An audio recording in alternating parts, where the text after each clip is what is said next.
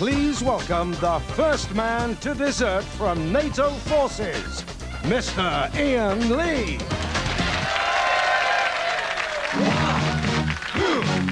Yeah. What is it good for? Absolutely Nothing. Yeah. What is it good for? Absolutely nothing. Thanks a lot, guys. It's not a war in the news today. There are other stories, and here to bring you them and the latest from Kosovo in his own condensed version is Tommy Vance and his News Slam. Wednesday, March the 24th, and Kosovo goes pear-shaped.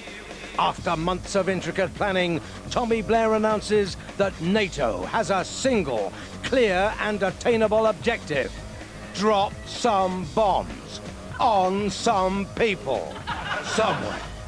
Good plan, Tommy. From a bombing mission to extradition, and the Lord's order Pinochet to stay and face charges of mass murder. It makes me sick.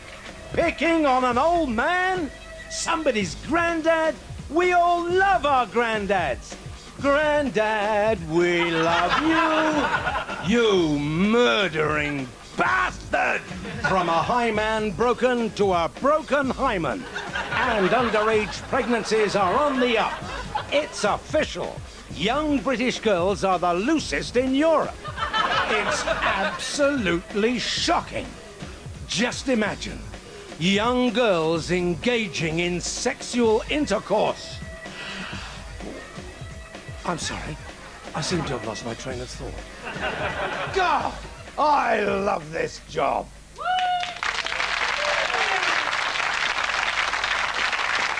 Fantastic, that's Tommy Vance there with his News Slam. Now, I've sent these two media news-hungry tarts on their way through the papers. What stories have you found for us? Well, I saw this morning, and I think it's just for the newspapers to put in pictures of scantily clad ladies, because after years of in-depth research, a team of American scientists and psychologists have claimed that women who wear small bikinis are likely to have a small IQ. So, I agree with that, but so their whole job was just to sit around watching birds in bikinis? Apparently so. Does this mean that fat ladies are more intelligent than skinny ones? Just by nature of the size of their bikinis? Well, if they wear a big bikini, then apparently they're more intelligent. I've got to ask, what size bikini do you wear, Crook? Medium? I think it means you're a twat. Yeah. What else have you seen? Blue Water, the new shopping centre near Dartford in Kent has had its first case of car park rage. Very easy. Now, you're from Dartford, aren't you? Yeah. What do you think of Blue Water? Well, I think it's going to strip all the character out of Dartford. And Dartford without character, it's just going to make it so dull and uninteresting. Bit like Dartford now. Ever been to Dartford, Daisy? No, but I think I'm going to go to Blue Water, because apparently you're only 30 feet away from cappuccino. Sounds absolutely fantastic. Thank you, my two friends, for not really looking at the papers, you lazy sods.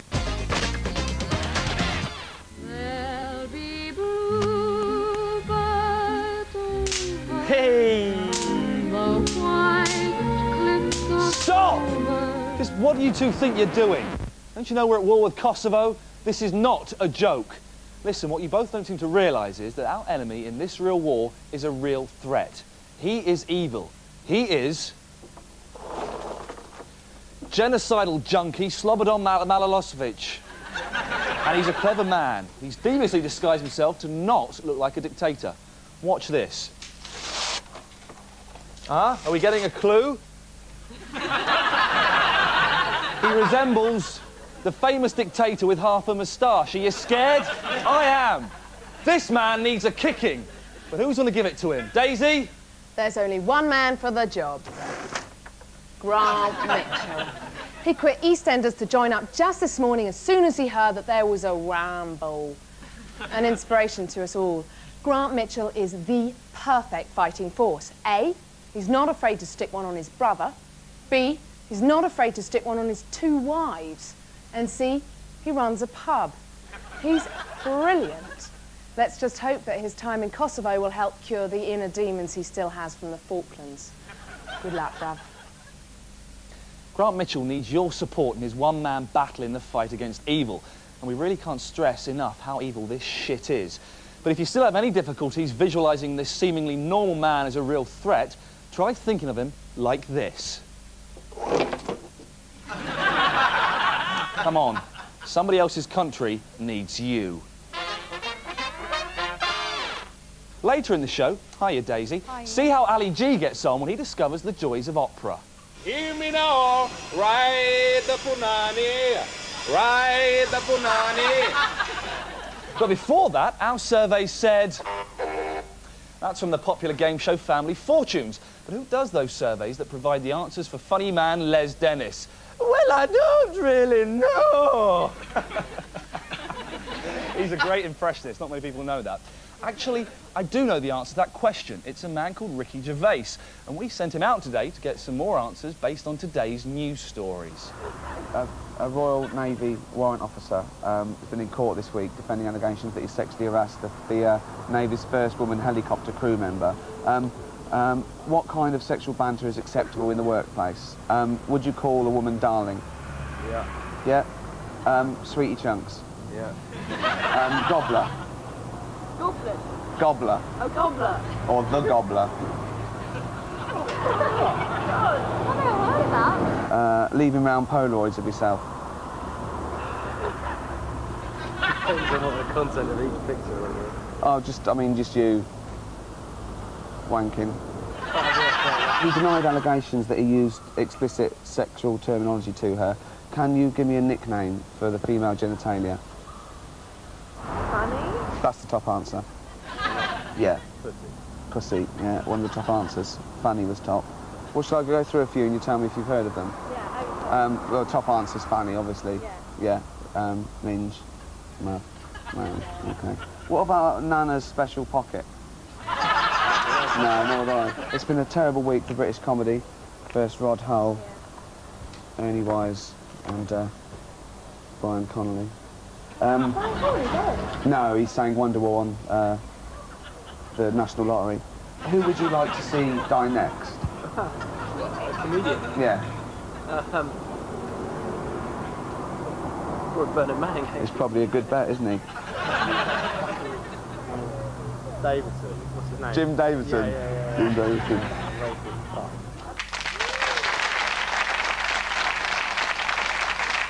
There we go. Ricky Gervais touched there on sexual harassment at work. What do we think about sexual harassment? Yeah, it's the 90s, why not? Let's go for it. I can't imagine if I was in the office and every time I walked past you I felt your bum. Daisy, don't play games in Mackenzie's mind. He's only simple. But listen, there are some times at work when it's fine for cross-genders to touch and have physical contact without it being harassment. Can you give me an example?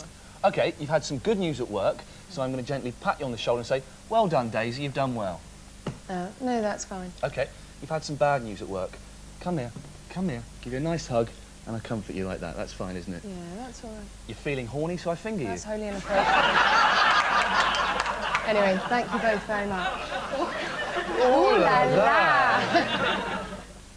Earlier, we saw Ricky Gervais playing his own version of Family Fortunes, but one family have been playing it for real. The Sharifs from Preston. They were found guilty yesterday of a £3 million insurance and benefits scam. The fraud was the brainchild of Dad Sharif Mohammed, who led the family to claim they were sick and injured after a string of faked accidents. How do they do it? Let's find out as we play Family Fraud Tunes. Here's Mr. Big, Mohammed, and here's his son, Zulfikar. Now, Zulfikar, you made a £1.5 million insurance claim saying a car accident had left you in a permanently vegetative state. But was that correct? No, our survey said the whole thing was a fake. The truth is, Zulfikar deliberately threw himself from the bonnet of his dad's Nissan Bluebird, very economical saloon, and far from being a vegetable, he was videoed working out in a gym and clowning around with the elephants at Blackpool Zoo. And, hey, just like elephants, the DSS never forget. Nice try. OK, the next one. Daughter Razia, you claimed a car crash left you a wheelchair-bound cripple. But is that correct? No, our survey said, in fact, it was a fake. The truth is, Razia threw herself onto the bonnet of her dad's Honda Integra and was later videoed taking an afternoon stroll and clowning with the elephants at Blackpool Zoo. OK, one life left. 11 o'clock show family, get ready to steal. Start conferring. Here we go. Last question. Daughter Pauline, you claimed that you got a broken neck after your clumsy dad drove you into a lamppost. And if it's up there, I'll give you the money myself. No, it's just another scam. You know what they say, if it ain't broke, don't fakes it. Fix it, fakes it, it's a pun. But don't worry, we can fiddle this game, and you've won tonight's star prize, this spacious Toyota Corolla. It's a lovely car, and you can hurl yourselves onto the bonnet for one last time before it whisks you away for a luxury stay in one of the country's leading prisons. You'll be right at home there. Let's hear it for the Sharifs and their family fortune.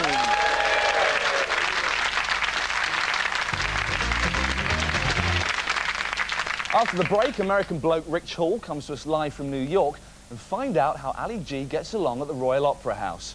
Before that, you may remember that our exclusive 11 o'clock show betting service gave Nicky Campbell odds of 50 to 1 to become the first mayor of London. And just 1 week later, the odds came down to 40 to 1. There is a clear wave of public support for Campbell, so the 11 o'clock show has decided to launch a campaign to get Nicky Campbell elected the first mayor of our famous capital city. You know it makes sense. To get our campaign started, we sent out our very own New Deal boy, Daniel Demetriou, to drum public support up. See you after the break. Ring the bell for Nicky Campbell. Ring the bell for Nicky Campbell. Vote Nicky Campbell for mayor, sir? Certainly not.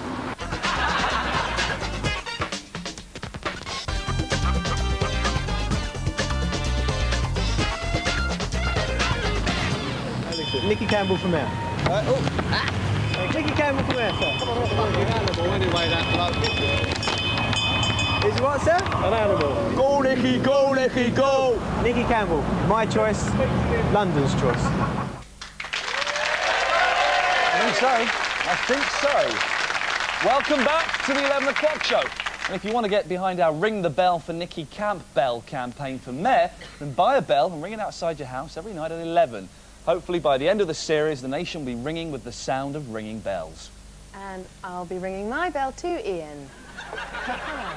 Hooray, Patsy is up the duff. Foolishly, Miss Kensett allowed herself to be mounted by Mr. Gallagher, and now we can look forward to 20 years of the tabloids being full of baby Ringo. But the 11 o'clock show can nip this media bud in the bud by showing you now the life of Ringo Mackenzie Gallagher. As you can see, Ringo is arrested aged 2 for snorting coke and glassing a photographer. Age 5, the Mirror leaks the Ringo Phoenix Spice pregnancy scare. Phoenix is seen at an abortion clinic but claims the whole thing's just wind. Age 7, Ringo's father dies in a drug-related tram incident.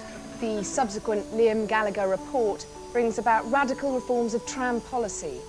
6 months later, hooray, Patsy marries Lenny Kravitz. 2 years down the line, his beloved stepfather Lenny dies in a 1,000,000-to-1 electric guitar accident.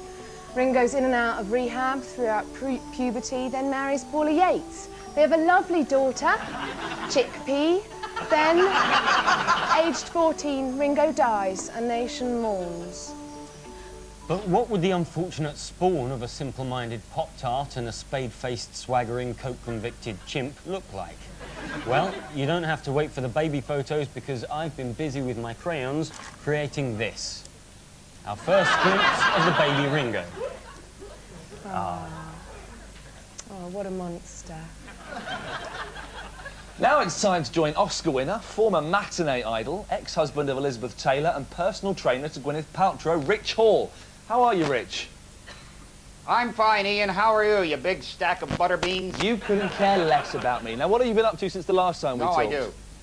I'm here in New York City, Ian, and as you know, Mayor Giuliani has issued these extremely draconian quality of life laws, which supposedly makes the city a better place to live, but frankly, I think he's gone way too far. So I filed this report.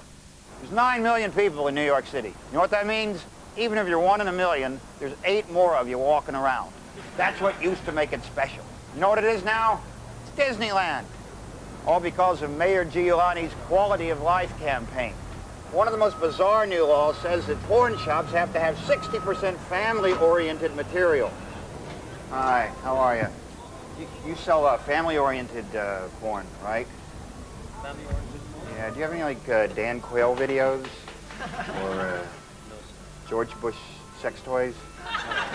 Here in Central Park, one of the biggest city parks in the world, it's now illegal to have your dog off a leash. So let me get this straight. This is illegal. This, on the other hand, okay. Presumably, an unleashed pet is a threat to citizens. I'm sorry.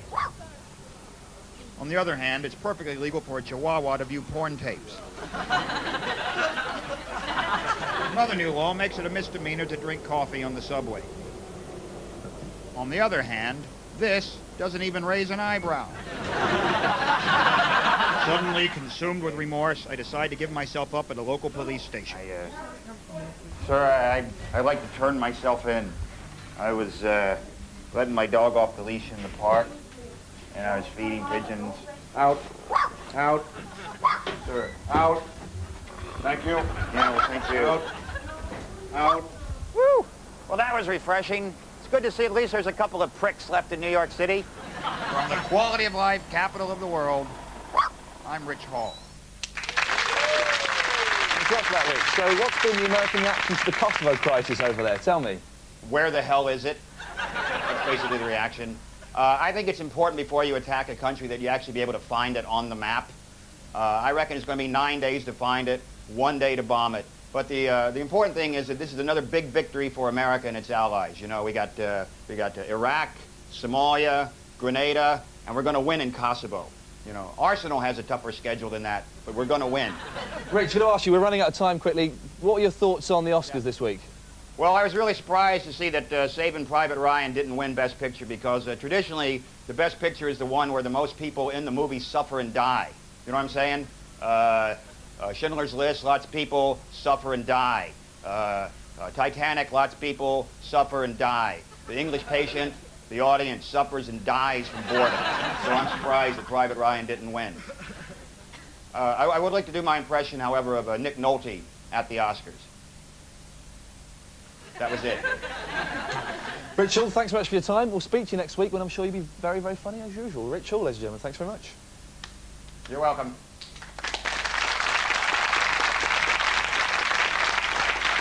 The papers today are full of our favourite littlest hobo, the Duchess of York, whose mansion in Surrey has been sold from under her by the Queen. Or as the Sun puts it, Ferg sale. Ferg sale for sale. Nice. But are the papers telling us the whole story? Let's find out what the papers ought to say in our regular feature, What the Papers Ought to Say.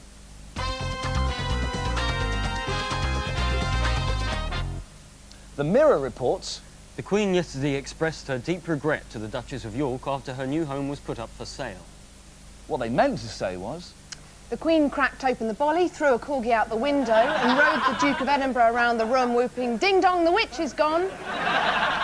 The Telegraph quote Fergie as saying, It was a very nice, huge home, but I'm afraid I can't afford to keep it. when what she actually said was, My TV programme crapped out, my husband's chasing sailors, and the Queen's nicked my house. Shit, I'm going to have to write another budgie book. The Telegraph go on to quote her describing the Queen as, A shining little star. when what Fergie actually meant was, Bitch. hooray! Or should I say, hurrah, Charles! That's what audiences at the posh Royal Opera House will be doing after today's news of the appointment of a new music director at the Royal Opera House. Now, obviously, this is great news. I don't know why, but to help us find out is Ali G with his guide to culture. Here it is. Every day, zillions of squid is being spent on culture for posh people, many of whom is professional gay lords. I'm talking about opera, ballet, and all the other shit you see on Channel 4. Is this money being wasted?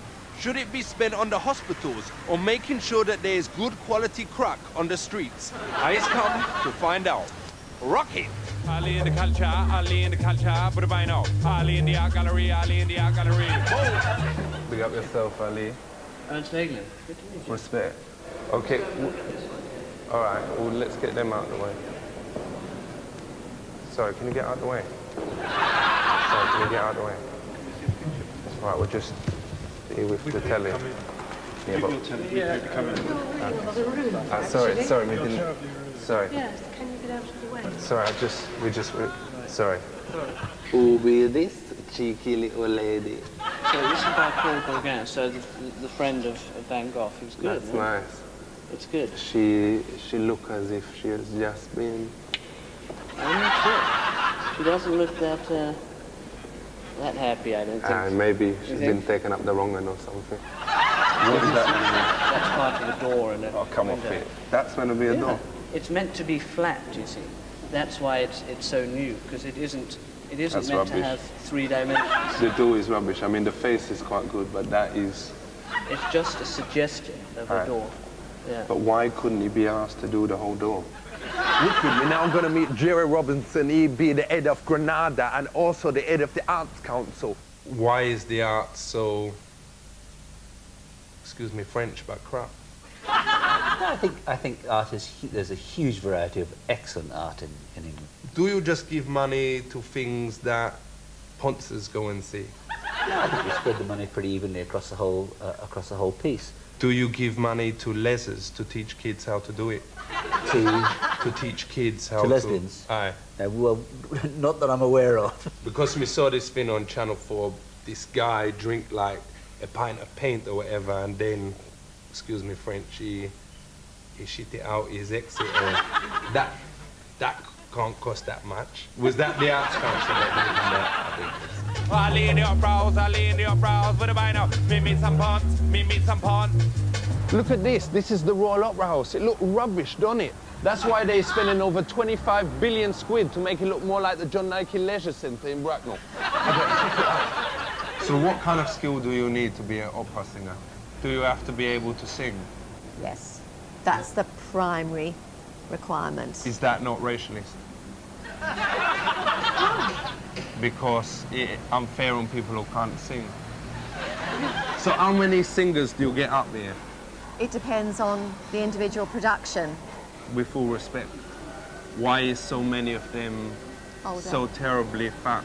They're not all Is fat. it because you is trying to stop discrimination, so you let in a lot of the fatties?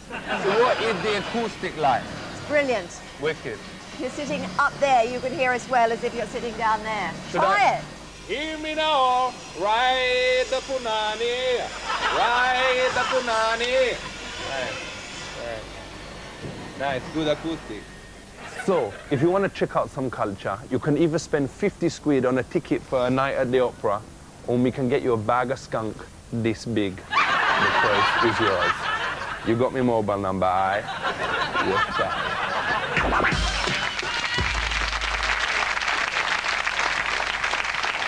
Ali G there. Well, that's almost it for tonight, but before we go, just time to bring you our mystery guest competition. Who am I? I'm 80 years of age, I live in Surrey, quite near Russ Abbott, and I've made a lot of people cross. If you think you know who it is, pop the answer on a postcard and send it to the 11 o'clock show, General Pinochet Quiz, P.O. Box 30,002, London, SE1 8WW. Good night. Good night.